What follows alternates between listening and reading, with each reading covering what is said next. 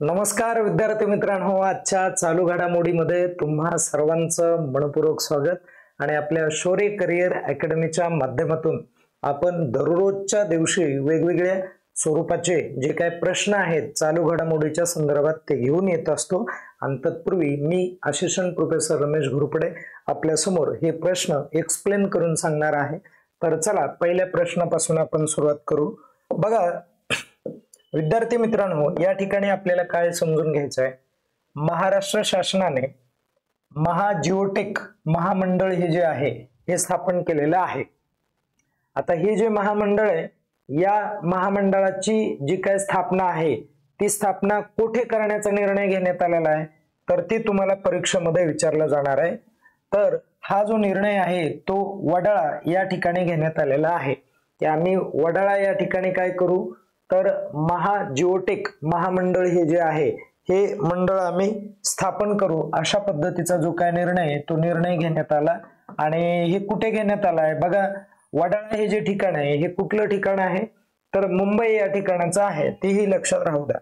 आता त्यानंतरचा पुढचा मुद्दा, NCRB नावाची एक संस्था आहे, NCRB नावाची, बघा लक्षात राहू द्या, नॅशनल क्राईम रेकॉर्ड ब्युरो नावाची ही संस्था असते। आणि ही संस्था काय करते, तर विविध राज्यामध्ये झालेले जे काही क्राईम आहेत वेगवेगळ्या क्षेत्रांमध्ये हे क्राईम चांगल्या पद्धतीने कव्हर करण्याचा जो काय प्रयत्न आहे किंवा याचा जो निर्णय हा निर्णय देण्याचा प्रयत्न ही संस्था करत असते।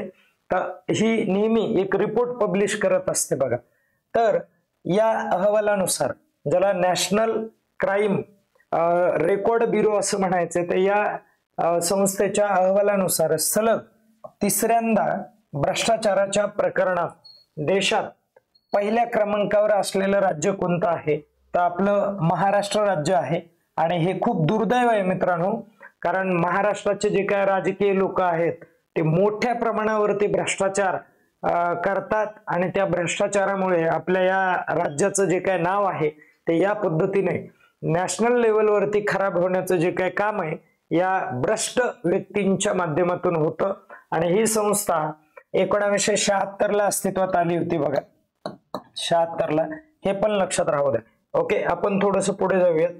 बघा, महाराष्ट्र भ्रष्टाचार प्रतिबंधक विभाग, ज्याला आपण अँटी करप्शन ब्युरो म्हणतो, आणि हे जे अँटी करप्शन ब्युरो आहे यांच्या आकडेवारीनुसार, ओके, 2022-23 ची आकडेवारी आहे। आणि त्या आकडेवारीनुसार लाचखोरीच्या प्रकरणामध्ये, लाचखोरी म्हणजे काय, भ्रष्टाचारच करणे, आणि या लाचखोरीच्या प्रकरणामध्ये कोणता जिल्हा हा सर्वाधिक आघाडीवर असलेला जिल्हा आहे, तर हा प्रश्न तुम्हाला येऊ शकतो। तर त्याचं उत्तर आहे पुणे। आणि याच पुण्याला आपण शिक्षणाचं माहेरघर म्हणतो। आणि तिथले नालायक जे काय शासकीय आणि जे काय प्रशासकीय लोक आहेत ते या पद्धतीने जो काय भ्रष्टाचार आहे हा भ्रष्टाचार करतात। असे जे काय प्रकरण आहेत, केसेस, ते अँटी करप्शन ब्युरो कडे जातात। ओके, अलीकडे मदरसा बोर्ड जे आहेत ते बंद करून अल्पसंख्याक शैक्षणिक संस्था किंवा शैक्षणिक प्राधिकरण सुरू करणारं जे काय राज्य आहे हे राज्य कोणतं ठरलेलं आहे, तर ते उत्तर प्रदेश हे राज्य ठरलेलं आहे। तर या राज्याने काय केलं मित्रांनो, मदरसा नावाचे जे काय बोर्ड आहेत, मदरसा बोर्ड असतात, तर या मदरसा बोर्ड ऐवजी आपल्याकडे अल्पसंख्याक शैक्षणिक जे काय प्राधिकरण, हे प्राधिकरण असले पाहिजे। या शैक्षणिक प्राधिकरणाच्या माध्यमातून अल्पसंख्याक घटकांना जे काही शैक्षणिक सुविधा आहेत त्या दिल्या पाहिजेत, आणि त्यासाठी नोंदणी करणं गरजेचं आहे। तर 452 मदरसा बोर्ड जे आहेत ते बंद या ठिकाणी या योजनेच्या माध्यमातून किंवा या निर्णयाच्या माध्यमातून झालेले तुम्हाला दिसून येतील। त्यानंतर पुढे बघा, वन फ्री झोन पासपोर्ट जो आहे, फ्री झोन म्हणजे इथे प्रदेश हा अर्थ घ्या, आणि या योजनेचा किंवा वन फ्री झोन पासवर्ड योजना कोणत्या देशाने सुरू केली असा आपण प्रश्न तयार केलेला आहे, तर ते दुबईने चालू केली मित्रांनो। म्हणजे या फ्री झोन मध्ये, या प्रदेशामध्ये हा व्यक्ती काय करायला आहे, तर बिझनेस करत आहे, तर त्याला या प्रदेशामध्ये स्वतःच समजा कार्यालय जरी उघडायचं असेल तर अगोदर परवाना घ्यावा लागत होता, तर आता परवाना घ्यायची गरज नाही आहे। आता डायरेक्ट या सुविधानुसार तो कुठेही एकदा जरी परवाना त्याने घेतलेला असेल तर तिथे कुठेही काय करू शकतो, बिझनेस स्वतःचा ग्रो करू शकतो आणि हे आंतरराष्ट्रीय जो काही उद्योग आहे तो वाढण्यासाठी हा निर्णय त्यांनी घेतलेला आहे. आता पुढे बघा, अलीकडे WHO ज्याला तुम्ही वर्ल्ड हेल्थ ऑर्गनायझेशन म्हणता आणि याचं हेडक्वार्टर आणि स्थापना ते मला कमेंट करून सांगा.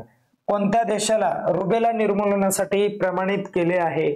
तर त्याचं उत्तर करेक्ट असणार आहे नेपाळ. काय उत्तर असणार आहे मित्रांनो? नेपाळ आहे. आपण पुढे जाऊयात लगेच. बघा, भारतामध्ये दुसऱ्या ग्रीन हायड्रोजन प्रकल्पाचे उद्घाटन अलीकडे कुठे करण्यात आले? तर गोरखपूर या ठिकाणी करण्यात आलेलं आहे आणि जे कुठे UP या राज्यामध्ये आहे. बरोबर आहे की नाही? असं आहे, म्हणून ते पण लक्षात राहू द्या. ओके, आता त्यानंतर पुढे जाऊयात आपण. बघा, प्रॉमिस टू चिल्ड्रन ही जी योजना आहे, ही योजना कोणत्या संस्थांनी संयुक्तपणे सुरू केलेली आहे? त्या संस्था कोणत्या आहेत ते तुम्हाला सांगायचं आहे. तर त्याचं उत्तर आहे युनिसेफ आणि WHO ही संस्था आहे.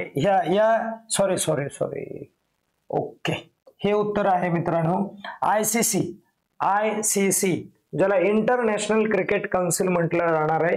तर या इंटरनॅशनल क्रिकेट काउन्सिलच्या माध्यमातून आणि युनिसेफच्या माध्यमातून काय करण्यात आलेलं आहे? तर ही योजना सुरू करण्यात आलेली, ज्या योजनेला तुम्ही प्रॉमिस काय म्हणू शकतात?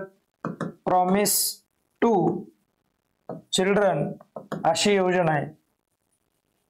आणि या योजनेने काय केलं जाणार आहे? जे काय वंचित मुलं आहेत, कोणते मुलं? वंचित मुलं जे आहेत यांना काय केलं जाणार आहे मित्रांनो? तर यांना योग्य ते वातावरण तयार करून देण्यासाठी प्रयत्न केला जाणार आहे. जे काय इक्वॅलिटी ती या ठिकाणी निर्माण करण्याचा प्रयत्न केला जाणार आहे. आता बघा, सुमित अंतिल यांनी 2025च्या जागतिक पॅरा अथलेटिक्स चॅम्पियनशिप मध्ये कोणत्या स्पर्धेत स्वर्ण पदक जिंकलेलं आहे ते सांगायचं आहे. तर त्यांनी जिंकलंय बघा F24 भालाफेक यामध्ये स्वर्ण पदक जिंकलेलं आहे. आणि एक शेवटचा प्रश्न बघा, आशियातील सर्वात मोठा सांडपाणी उपचार प्रकल्प कुठे राबवण्यात आलेला आहे? ज्या प्रकल्पाचं उद्घाटन केंद्रीय गृहमंत्री अमित शहा यांनी केलेलं आहे आणि ते मित्रांनो कोणत्या ठिकाणी? तर ओखला, दिल्ली या ठिकाणी त्याचं उद्घाटन करण्यात आलेलं आहे. आजचे जे काय प्रश्न हे प्रश्न अशा पद्धतीने महत्वपूर्ण ठरतात आणि राहिलेले जे काय प्रश्न किंवा उद्याचे जे काय प्रश्न हे आपण उद्याच्या सेशन मध्ये व्यवस्थितरित्या बघणार आहोत. तत्पूर्वी आपल्या चॅनलला सबस्क्राईब करा, लाईक करा, कमेंट करा आणि जास्तीत जास्त हा व्हिडिओ इतरांपर्यंत शेअर करण्याचा प्रयत्न करा. ओके, या ठिकाणी आपण थांबूया. धन्यवाद. स्वतःची काळजी घ्या आणि अभ्यास करत राहा.